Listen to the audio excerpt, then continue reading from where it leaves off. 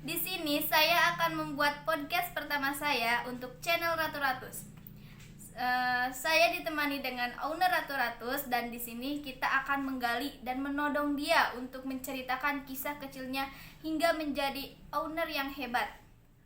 Halo Teh, apa kabar? Alhamdulillah. Podcast pertama ya. Iya, bismillah. Oke, langsung aja nih. Oh iya, langsung lah. Oh, langsung. Oke. Assalamualaikum warahmatullahi wabarakatuh. Apa kabar semuanya? Perkenalan dulu ya. Perkenalkan, mungkin ada yang belum kenal nih. Perkenalkan, nama saya Miyuki, owner Ratu Ratus. Nah, atau mungkin belum ada yang kenal nih sama Ratu Ratus. Sekalian aja saya kenalin ya. Ratu Ratus adalah perusahaan pengolahan rempah dan herbal. Jadi kami mengolah atau kami menjadi produsen olahan dari rempah dan herbal untuk dijadikan jamu tradisional modern. Jadi bentuknya itu seperti wedang-wedangan, tanpa ampas dan aman dikonsumsi setiap hari. Seperti itu. Terus saya harus cerita dulu nih. Iyalah, harus. Oh, oke, baik. Saya cerita dari kecil ya. Iya. Nah, kebetulan nih saya sejak kecil dititipkan di orang tua. Ya, orang tuanya orang tua maksudnya. Nenek. Ya, betul. Oke. Saya dititipkan di nenek yang kebetulan notabene beliau itu seorang petani. Oh, Petani. berarti berhubungan dengan tanaman ya. Oke. Petani itu nenek saya tuh menanam padi dan juga berkebun seperti itu. Jadi setiap hari saya itu diajak jalan-jalan ke sawah, ke kebun seperti itu. Karena saya dari kecil nakal ya, bukan Iya. nakal aktif banget mungkin ya. Saya sering manjat, sering Manjat-manjat gitu. Iya, Kan saya perempuan Teh. sering manjat, sering loncat-loncat, jadi saya sering terluka atau sering memar.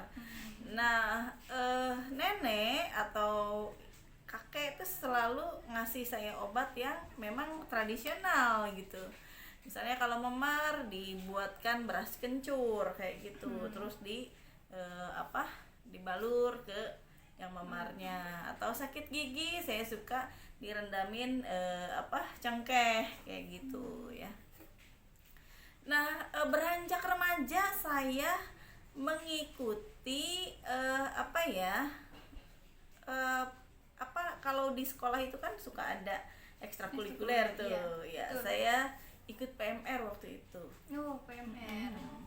Saya belajar tentang perawatan keluarga. Jadi kalau ini mungkin kayak dokter kecil gitu loh. Oke. Nah, di situ belajar juga memilih tanaman herbal seperti itu. Berarti ada sangkut pautnya juga ya sama kisah kecilnya itu. Iya, jadi kebetulan nih saya mah senang kayak gini gitu, seperti itu udah saya sudah tahu gitu. Nah, beranjak masuk SMA sama saya masih mengikuti kegiatan itu, hanya saja tidak seaktif waktu saya di SMP ya waktu itu. Nah, kuliah saya itu jauh banget deh kayaknya jurusannya. Saya ngambil sistem informasi atau manajemen informatika lah, urusan Jauh banget sama itu sama komputer itu ya.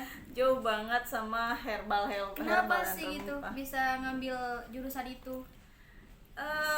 Dulu ceritanya gini, saya nggak mau ketemu sama fisika, No. saya nggak mau ketemu sama matematika. Saya Pikir pikir musuh banget ya itu. oh iya, dulu musuh besar kayaknya gitu. Iya. Kemudian saya karena waktu itu nggak ada yang mengarahkan, saya pikir ini sistem informasi nih gitu. Saya pikir tuh bakalan Jauh jadi dari itu. bakal jadi broadcasting kayak gitu. Oke. Jadi Mikirnya ke situ. ya, saya pikir akan jadi MC atau apa gitu kan. Nah, ternyata saya salah. Saya malah digebruskan ke ya memang ilmu kalkulus, logika, algoritma luar biasa lah Ketemu lagi Bang.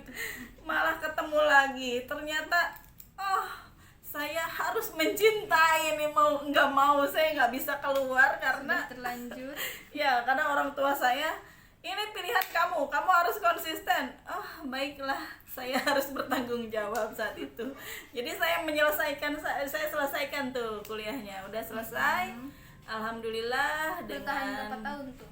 4 tahun ya biasanya. ya alhamdulillah sih, dengan bertahan dengan nilai yang baik gitu. Dan Wah, keluar alhamdulillah ya. karena saya pikir ya ketika saya terjun ya saya harus maksimal, saya selalu seperti itu memang.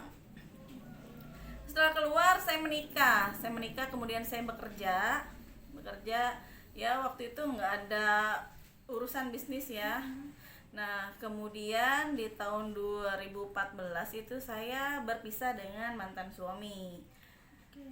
Nah saat itu pikiran saya harus fokus sama anak karena saya tidak ingin mental anak saya rusak.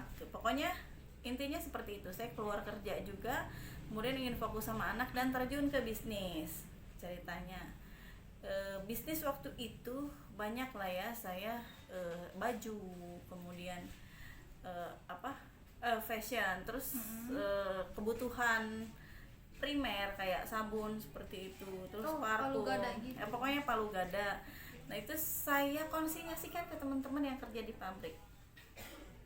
Nah qadarullah, jadi teman-teman saya itu ada beberapa yang entah dari teman-teman yang nggak amanah atau memang teman-teman saya sendiri ya yang ada masalah gitu. Akhirnya kacau deh, pokoknya sampai saya jadi punya utang tuh. Tapi nilainya nggak besar gitu saat itu. Dan kemudian saya pikir saya harus punya bisnis yang gimana ya, yang nggak harus dikonsinyasiin deh gitu.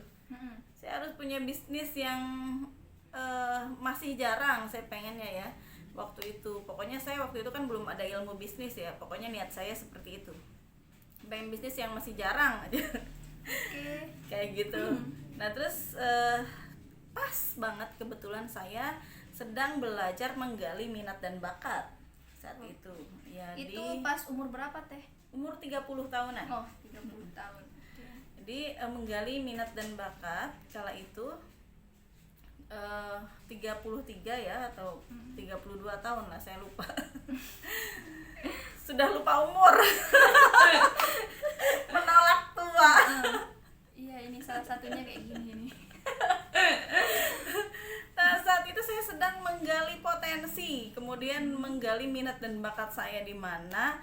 Akhirnya saya menemukan memang saya ada minat di rempah-rempah dan herbal gitu, dan saya memang punya bakat gitu. Alhamdulillah Allah kasih kelebihan itu. Nah selain itu saya suka marketing, saya suka dagang gitu. Jadi kalau dagang ini saya memang nggak bakat ya sebenarnya, maksudnya hanya minat, tapi itu terus saya gali ilmunya supaya saya bisa. Dan goal saya harus bisa seperti itu. Nah ketemulah saya dengan bisnis herbal ini. Jadi saya belajar lagi, saya menemukan orang yang ahli, saya ikut kursus, saya ikut beberapa kegiatan, saya pun mencari atau mendatangi orang-orang ahli. Kayak sekolah lagi ya berarti? Iya seperti sekolah gitu. Karena saya niat kan, jadi saya targetkan nih siapa yang harus saya temui, siapa nih yang harus saya minta ilmunya seperti itu. Dan saya memang sosok yang teman-teman dekat tahu lah, katanya saya pejuang tangguh gitu. Seperti itu. Jadi saya nggak akan nyerah kalau misalnya ada yang saya nggak bisa ngajar, besok saya datangin lagi. Harus bisa gitu. pokoknya Gimana pun caranya saya harus belajar sama dia. Pemaksaan sedikit ya. Memaksakan. Seperti itu. Jadi alhamdulillah tuh saya mulai bisnis Ratus Bakar. Saat itu Ratus Bakar Hanya satu produk itu. ya, waktu itu baru satu produk Ratus Bakar di kebetulan join sama teman saya. Teman saya produsen, saya repacking. Oh, gitu. Itu seperti itu ya. Terus bukan ganti, saya berinovasi bikin Ratus Rebus. Nah, Ratus Rebus pun sama kolaborasi sama teman saya itu yang memang sudah lama di situ. Bukan teman ya, jadi saya memang mencari gitu kan, ketemulah, jadilah teman gitu. Iya. Seperti itu. Nah, ditambah saya kan punya ilmu-ilmu yang sekiranya saya bisa berinovasi lebih bagus lagi seperti itu. Nah, kemudian saya inovasi membuat rempah perawan. Sebenarnya rempah perawan ini adalah apa ya? Ada salah satu kerabat kakaknya kakek saya gitu. Saya ceritanya jadi panjang. Kakaknya kakek saya itu memang dia suka herbal gitu. Beliau udah tua tapi masih segar. Masya Allah gitu. Saya pas kecil ketemu beliau, kok udah tua tapi masih cantik gitu ya. Ini kenapa gitu? Katanya memang beliau itu suka dengan rempah-rempah seperti itu. Cuman waktu itu beliau bikinnya kayak jamu-jamu rajangan seperti itu ya. Jadi saya buat gitu, saya pernah buat dari tahun 2012 kalau nggak salah. Saya sudah konsumsi apa yang namanya rempah 40, kalau nenek saya bilang itu rempah 40, tapi saya ganti jadi rempah perawan. Karena memang fungsinya untuk menjadikan emak-emak rasa perawan gitu. Seperti banget itu ya. Ya, alhamdulillah gitu. Terus apa lagi nih? Saya mau tanya ini nih, modal awalnya nih. Modal awal untuk berbisnis itu apa sih? Modal awal untuk berbisnis. Yang pertama itu ilmu.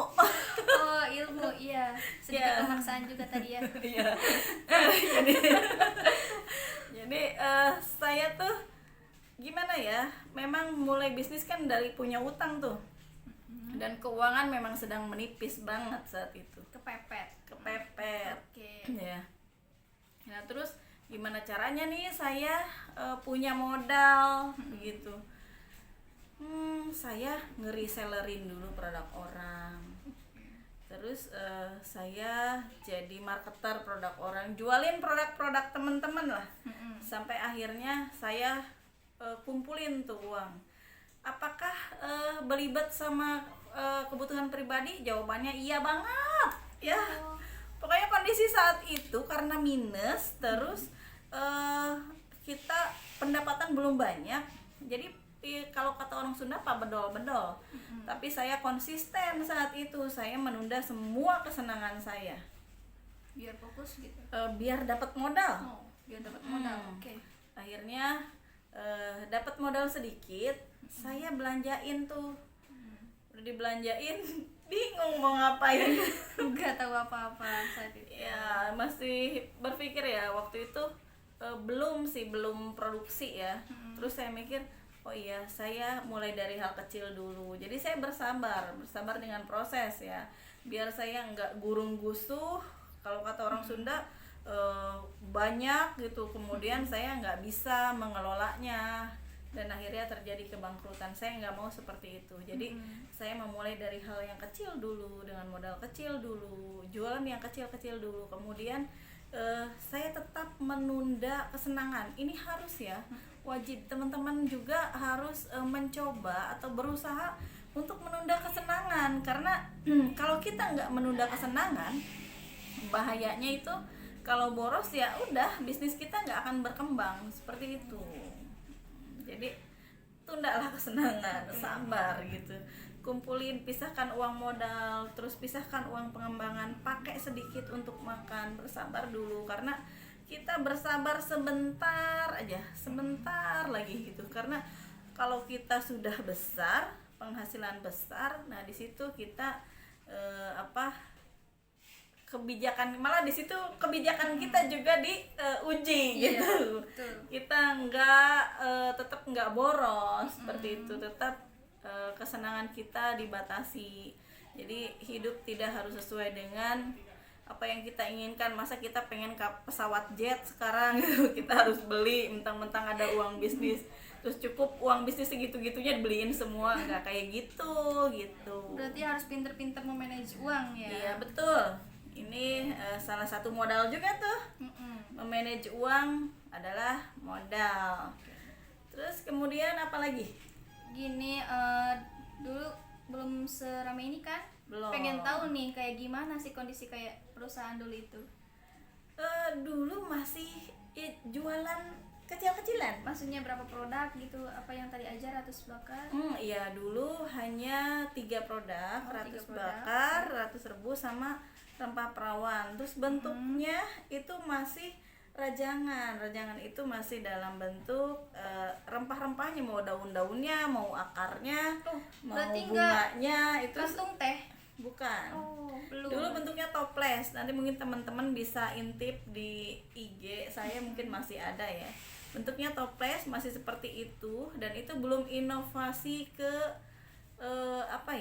inovasi keilmuan yang sudah saya dalami. Jadi kalau yang terbaru ini kan sudah saya inovasi dengan ilmu-ilmu yang sudah saya dapat ya. Saya belajar dari membuat obat ala Shinsei gitu, seperti itu. Jadi kalau yang dulu belum, sekarang sudah diinovasikan menjadi lebih baik lagi, seperti itu. Kalau boleh tahu itu terinspirasi dari mana ya kok sekarang jadi kemasan gitu, bisa pakai kantong celup gitu? Punya ide dari mana gitu? Jadi gini, kalau kita sudah belajar ya, belajar bisnis, kemudian kita belajar terus, belajar lagi, dengan sendirinya value kita bertambah. Kemudian kita juga lebih kreatif, lebih inovatif gitu. Jadi dari situ tuh muncul ide-ide baru. Saya mau produk saya ini kecil tapi manfaatnya besar. Saya mau bisnis saya ini jadi gini, kalau bisnis kebutuhan itu rata-rata berat ya, seperti sabun ya, air, kemudian beras, itu kan berat ya. Jadi dia continue pemesanannya, tapi kan berat, butuh tempat yang banyak gitu. Nah saya mau merangkul emak-emak yang bermasalah keuangan ya, karena saya dulu bermasalah keuangan nih. Jadi saya mau merangkul tuh semuanya supaya dimudahkan gitu. Nah saya mau barangnya kecil tapi punya untung yang besar buat mereka gitu. Kemudian punya nggak berat, timbangan nggak berat, karena orientasi saya bisnis online. Bisnis online itu kan luas pasarnya gitu, nggak tergantung sama tempat, benar nggak? Iya betul banget gitu, seperti itu. Jadi saya berinovasi itu, gimana caranya si barangnya kecil, timbangannya enteng, tapi manfaatnya besar, sama keuntungan untuk tim itu besar, seperti itu. Berarti memikirkan semuanya ya. Iya betul. Baik banget sih teh. Masya Allah. Masya Allah banget ya kisahnya. Perkembangan apa sih yang teteh rasain gitu dari ngerintis dari nol sampai sekarang menjadi owner yang hebat gitu? Perkembangan Kalau yang saya bisa dirasakan gitu. lebih ke pertumbuhan mental kayaknya. Pertumbuhan mental. Ya, Kenapa pertumbuhan mindset. Jadi saya dulu kan anak manja ya, karena saya anak satu-satunya, manjalita, nakal gitu. Dan setelah terjun ke bisnis ini, saya banyak belajar. Kemudian saya pertumbuhan dan perkembangan saya itu lebih ke mengolah atau membedah mindset dan lebih kuat untuk mental ya, seperti itu. Jadi sekarang saya sudah menjadi pribadi yang berubah. Kalau kata anak-anak milenial itu sudah berubah menjadi satria baja hitam. Jadi lebih tangguh kan, lebih kuat melawan apapun gitu yang menghadang, dan agar tidak cepat mati hati dan pikirannya, seperti itu. Teteh punya mimpi nggak sih gitu? Mimpi saat ini ada. Apa tuh, kita pengen tahu nih. Oh, mimpi ya. Jadi ini saya menitik beratkan pada bahwa hidup itu kan hanya sementara. Iya, betul ya. banget. Jadi ada alam kekal di akhirat nanti. Jadi saya lebih ke ingin bisnis saya ini bertahan berkelanjutan dan mampu membiayai salah satu sekolah agama Islam gitu, agar amal saya bisa mengalir terus walaupun saya sudah tidak ada. Masya gitu. Allah banget ya. Jadi kan sebaik-baiknya manusia adalah manusia yang Bermanfaat untuk orang lain. Iya, betul. Apa sih motivasi Teteh itu biar bisa dicontoh gitu untuk pebisnis yang lainnya? Aduh, motivasi. Sharing-sharing lah gitu. Oke, baiklah. Jadi motivasi saya itu adalah pesan orang tua saya. Oh, oke. Jadi, Selalu diingat. orang tua saya selalu bilang, jadilah berlian dimanapun kamu berada dengan apapun yang kamu punya. Gitu. Jadi Bagus banget nih. ya, kalau begitu mindsetnya itu kerjakan dengan maksimal. Jadi kerjakan dengan totalitas, dengan ikhlas, dengan penerimaan, dengan tawakal gitu, seperti itu. Jadi banyak nih. Jadi dari kata berlian ini, kita harus menjadi unggul, menjadi yang terbaik. Tapi dengan menjadi berlian bukan tanpa proses ya. Berlian sehingga menjadi indah itu ada prosesnya. Mungkin prosesnya berat, Iya. mungkin prosesnya sangat membahayakan, atau mungkin seperti apa gitu. Itu seperti itu sih motivasinya. Oke, langsung saja ya yang terakhir, kesimpulannya itu apa dari semuanya ini? Kesimpulannya itu jangan pernah menyerah. Hayu gali potensi diri, maksimalkan diri kita. Kemudian belajar terus, jangan pernah berhenti belajar, terus berjuang sampai titik darah penghabisan.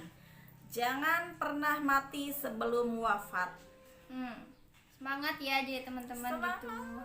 Dan untuk teman-teman yang ingin bertanya lagi, mungkin nanti kita akan ngadain Q&A. Dan untuk teman-teman juga yang kepo tentang produk kita ini, bisa dicek di Instagram kita di Ratu Ratus Official. Oke semuanya, mungkin waktunya udah berapa nih? Udah lama banget ya. Jadi aku langsung tutup aja. Tunggu aja ya podcast selanjutnya. Ditutup. Wabillahi taufiq wal hidayah. Wassalamualaikum warahmatullahi wabarakatuh.